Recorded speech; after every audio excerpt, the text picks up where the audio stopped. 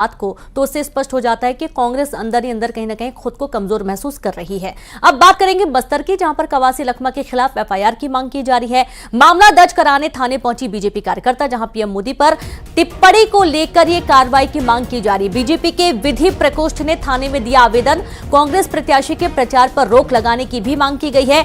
बस्तर से कांग्रेस प्रत्याशी है कवासी लखमा, और कवासी लखमा के बयान के बाद से यह कहा जा रहा है कि उनके प्रचार प्रसार पर रोक लगा दी जाए, उनके खिलाफ एक्शन लिया जाना चाहिए। उन्होंने विवादित टिप्पणी कर दी थी प्रधानमंत्री के खिलाफ, और उसको लेकर बीजेपी के विधि प्रकोष्ठ ने अब मांग की है कवासी लखमा के खिलाफ एक्शन लिए जाने की।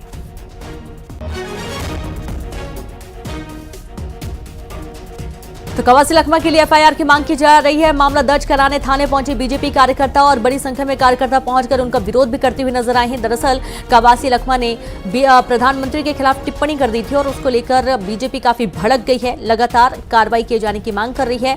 आपको बता दें कि बस्तर से कांग्रेस के प्रत्याशी हैं कवासी लखमा, जिनके खिलाफ अब बीजेपी के कार्यकर्ता उतर आए हैं। उनका यह कहना है कि इनके खिलाफ एक्शन लिया जाना चाहिए और इनके प्रचार प्रसार पर रोक लगा देनी चाहिए। बड़ी खबर है जगदलपुर से, कवासी लखमा के लिए, कवासी लखमा के खिलाफ एफआईआर की मांग। और सीधे रुख करेंगे रायपुर से, संवाददाता आकाश शुक्ला और श्रीनिवास नायडू जगदलपुर से जुड़ गए हैं। तो आकाश, उस बयान को भी कोट करिएगा कवासी लखमा के, जिसको लेकर बीजेपी के कार्यकर्ता इतना भड़के हुए हैं और उनके खिलाफ लगातार मांग कर रहे हैं कार्रवाई की।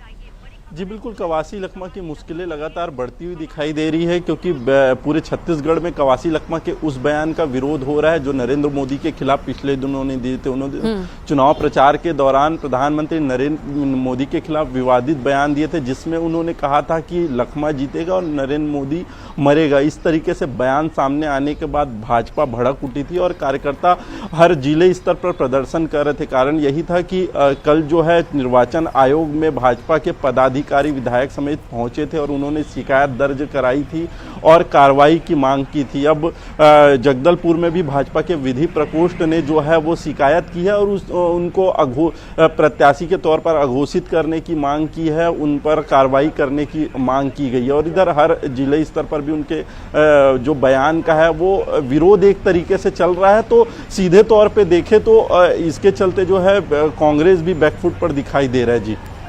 जी बिल्कुल, और साथ ही श्रीनिवास भी हमारे साथ जुड़े हुए हैं। श्रीनिवास, अब जाहिर सी बात है कि पहले चरण का मतदान बस्तर में ही है और वहां से कांग्रेस के प्रत्याशी हैं कवासी लखमा, उनके खिलाफ लगातार एक्शन की मांग बीजेपी कर रही है। बीजेपी के कार्यकर्ता आज पहुंच चुके हैं मांग के लिए। क्या इस वक्त स्थिति वहां पर?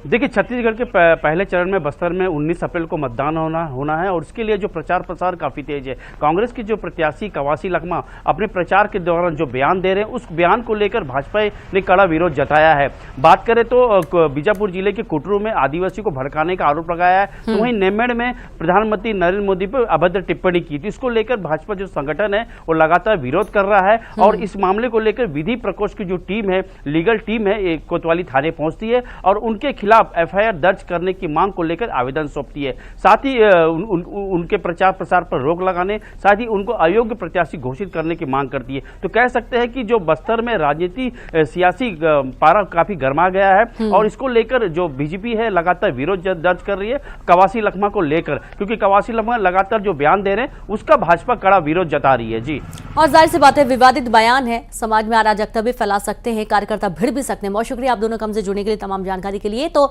अयोग्य घोषित किया